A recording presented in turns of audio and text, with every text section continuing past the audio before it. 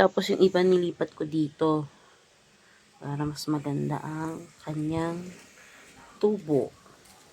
Ito naman, nagkalaglagan lang yung buto dyan. Hindi ko na ginalaw. Ayan, tubuan na sila. Pati doon. Ayan. Diba? Ay, talbos din tayo. Si tomato. Tapos kangkong. Ayan, upo yan. Upo.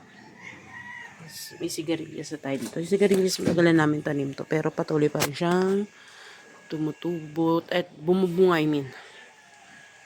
Ayan. Ayan, pinapatanda na namin para sa panibagong tanim. Kaya nga lang meron namatay doon, mukhang nahatak. Ayan, bulaklak niya.